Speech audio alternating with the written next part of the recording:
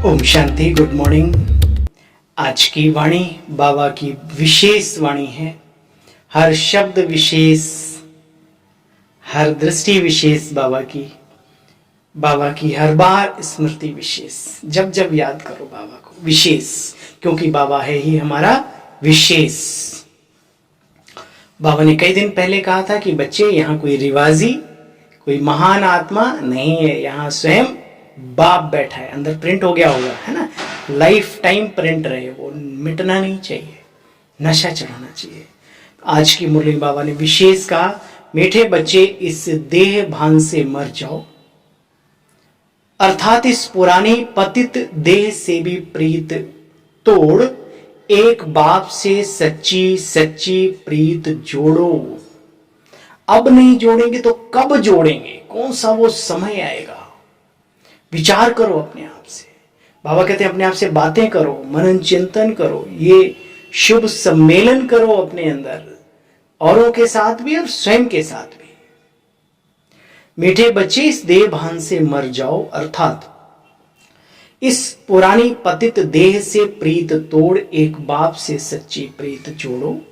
बाबा कहते हैं संगम पर तुम बच्चों को नेचुरल ब्यूटी कौन सी है? उत्तर, ज्ञान के जेवरों से सदा सजे सजाए रहना है। अर्जुन वो जो जिसकी तरकस ज्ञान बाणों से हमेशा भरी रहे, शक्ति संपन्न रहे, है ना। ऐसे ही बाबा कहते आत्मा बाबा की सजनी वो जो ज्ञान के श्रृंगार, ज्ञान के गुण के, उनसे हमेशा आत्मा सजी सजाई रहे, श्रृंगारित रहे। यही तुम्हारी नेचुरल ब्यूटी है। जो ज्ञान के जेवरों से सजे हुए रहते हैं, उनका चेहरा खुशी में फूल की तरह खिला रहता है। अगर खुशी नहीं रहती तो जरूर देह अभिमान की आदत है, जिससे ही सब विकार उत्पन्न होते हैं।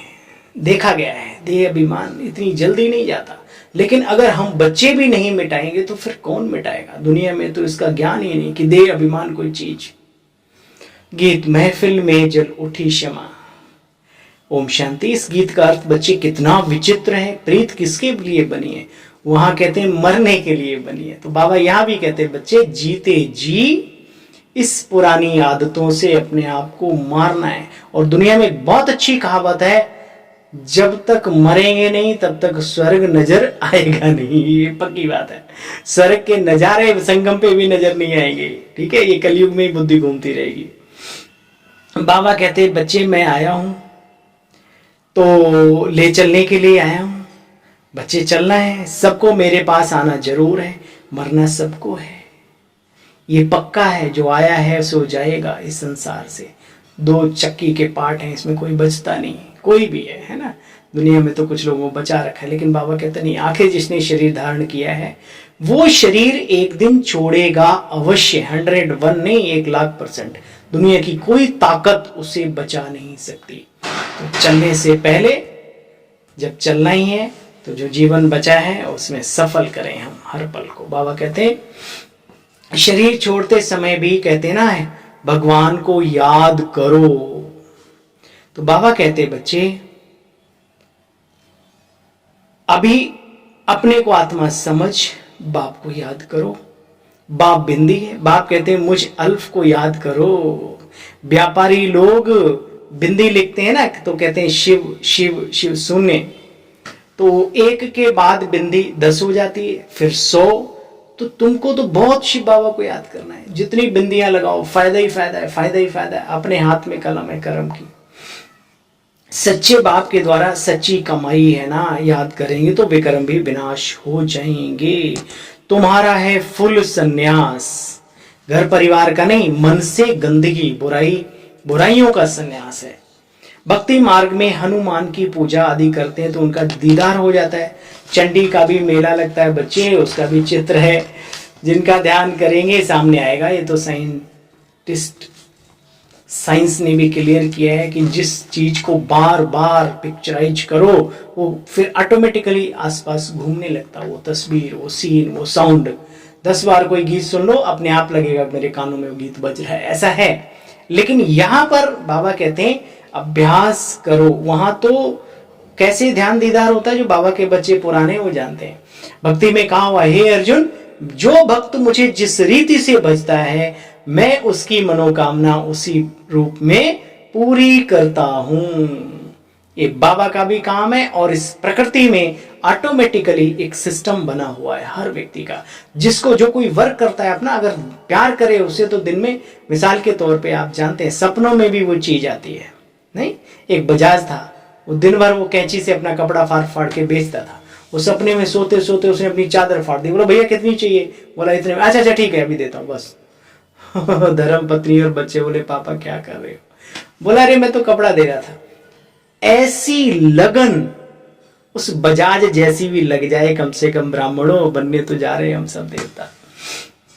तुम बच्चे जानते हो, समझाने की भी बड़ी युक्ति चाहिए बच्चों को। जो अच्छी सर्विस करते हैं उनकी दिल गवाही देती है। यूनिवर्सिटी में भी जो अच्छी रीति पढ़ते होंगे अवश्य तीखे जाते हैं। नंबरवार तो स्टूडेंट होते हैं, कोई कोई डलहेड भी होते हैं। बाबा कहते बच्चे, हाँ तो कहते हैं बुद्धि का ताला खोलो। बाबा कहते बच्चे मैं तो तुम्हारी बुद्धि का ताला खोलने के लिए ही आया हूं, परंतु तुम्हारे कर्म ही ऐसे हैं जो ताला खुलता ही नहीं। फिर बाबा क्या करे, इतने पाप किए हुए हैं ना। तो बाबा कहते हैं मेहनत करो, एक्स्ट्रा टाइम अपने लिए निकालो, करो अपने में मेहनत, देखें कैसे बुद्धि का ताला नहीं खुलता। बाबा यहाँ कहते बच्चे बाप के बने हो तो अच्छी रीति वर्षा ले लो पूरा पूरा। इसमें एक बात बच्चों को सावधानी रखनी है। बाबा कहते विकार में कभी नहीं जाना। कई लोगों की मान्यता है अरे कभी साल में, अच्छा 2 साल में, अच्छा कभी कभी कुछ खा लिया, कुछ कर लिया, कुछ देख लिया, कुछ बोल दिया, कुछ सुन लिया, क्या फर्क पड़ता है? फर्क पड़ता है। सफेद दीवार पे एक डॉट, आपके कुर्ते में एक दाग, कुछ भी फर्क तो पड़ता है, ये पक्की बात है। आप माने या ना माने, कई बार हम दूसरों को नहीं बोलते, अब कितने भी पुराने हो जाए, फर्क अगर अच्छाई का पड़ता है, देखने का, सुनने का, बोलने का, तो बुराई का भी पड़ता है। तो बाबा कहते बच्चे थोड़ी भी अगर विकार की टेस्ट ली तो फिर वृद्धि होती जाएगी। गुस्से को गुस्से से नहीं जीता जा सकता, ये दुनिया में किसी की मान्यता हो, लेकिन प्रैक्टिकल ऐसा नहीं है। आप कई लोग होते ना कहते हैं भाई गुस्सा आता है तो ये अपने सामने दीवार में मुक्के मारो। अरे कम होगा क्या? वो तो संस्कार और प्रबल होते चले जाएंगे। और यही कारण है बहुत बड़े बड़े 80 साल 90 साल के बुजुर्ग हो जाती हैं आत्माएं शरीरधारी, और उनके वही जो पुराने संस्कार हैं वो उदय हो जाते हैं। भले शरीर में ताकत नहीं है लेकिन ऐसे ऐसे सुनने, ये सब क्या है? भगवान वाच बच्चे, बिल्कुल जिसको छोड़ दिया, जिस गली में जाना नहीं, जिस पेड़ के फल खाने नहीं, उसके बारे में सोचना भी नहीं। बाबा कहते देखो बच्चे, सिगरेट आदि भी अगर एक बार का टेस्ट लेते हैं तो संग का रंग झट लग जाता है, फिर उस आदत को छोड़ना बड़ा मुश्किल लगता है। फिर कितने बहाने बनाते हैं। आदत भी कोई भी ऐसी नहीं डालनी जो छीछी हो। छीछी आदतें यहां तुम्हें मिटानी है। इसलिए बाबा कहते बार बार अपने को आत्मा समझो, जीते जी दे अभिमान को भूलो और मुझे याद करो। एक से ही सुनो, यही श्रीमत औरों को भी सुनाओ। एक और कोई भी नहीं। जो एक है साधे सब सधे और सब साधे सब जाएं। जिसने एक की उंगली पकड़ ली उसका जीवन सफल। जो इधर उधर वैसे भी भटकता था और यहाँ पे भी भटकने की आदत है, बस आगे तो क्या कहें, अपने ही है ना, अपनों को क्या कहें। तो बाबा ने भी कहा ना, कब तक समझाएं, कितना समझाएं बच्चे। बाबा कहते हैं बाप का एक एक रत्न कितना है? लाखों रुपए का, लाखों, अनमोल है, अनमोल अमूल रतन है। बाप रोज रोज कहते हैं मीठे मीठे बच्चों, पहले सभी को बाप का परिचय दो और उससे पहले अपने आप को बाप का परिचय दो। अपने को पूरा परिचय प्राप्त हो गया तो फिर आगे बढ़ो। इसलिए ज्ञान, योग, ठीक है, धारणा और लास्ट में है सेवा।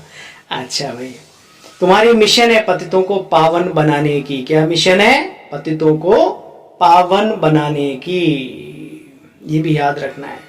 बाप गारंटी लेते हैं, बच्चे मुझे याद करो तो तुम पावन बन जाएंगे। तुम बच्चों को दिन प्रतिदिन खुशी रहनी चाहिए। हमको बाप से स्वर्ग का वर्षा लेना है। बाप हमें स्वर्ग का वर्षा दे रहे हैं।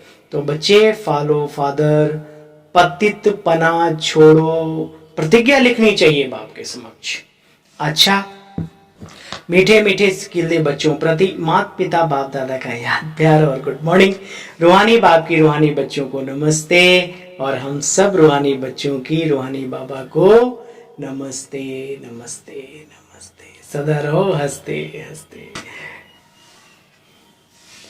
पुरानी वो पीछे सुनी ली, वरदान सुनेंगे आज का। अपनी श्रेष्ठ वृत्ति द्वारा, अपनी श्रेष्ठ वृत्ति द्वारा शुद्ध वायुमंडल बनाने वाले सदा शक्तिशाली आत्मा भव। जो बच्चे अपनी श्रेष्ठ वृत्ति में स्थित रहते हैं वे किसी भी वायुमंडल वाइब्रेशंस में डगमग नहीं होते। उनका अपना वायुमंडल अच्छा है, प्रभाव नहीं डाल सकता, उल्टा उनका प्रभाव दूसरों पर पड़ जाता है। वृत्ति से बच्चे वायुमंडल बनता है। यदि आपकी वृत्ति श्रेष्ठ है तो वायुमंडल शुद्ध बन जाएगा। कई वर्णन करते हैं कि बाबा क्या करें, वायुमंडल ही ऐसा है, वायुमंडल के कारण मेरी वृत्ति चंचल हो गई। तो उस समय शक्तिशाली आत्मा के बजाय कमजोर बन गए ना।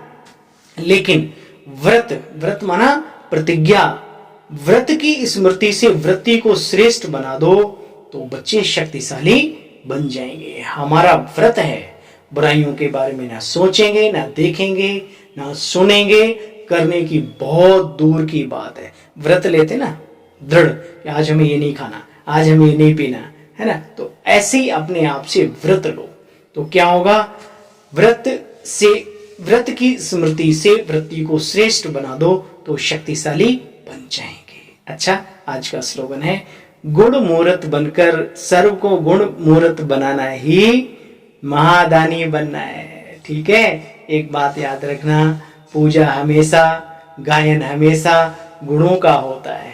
ठीक है, शक्तिशाली संसार में बहुत हुए हैं, लेकिन शक्तियों के साथ साथ जो आत्माएं गुणवान भी होती हैं उनका संसार में गायन भी होता है और पूजन लायक भी होती हैं। इस ब्राह्मण परिवार में उनका गायन होता है, यहाँ पर भी वो आदरणीय माना पूजनीय बन जाती हैं। ठीक है, भविष्य छोड़ो, ये वर्तमान के लिए भी बहुत पते की बात है।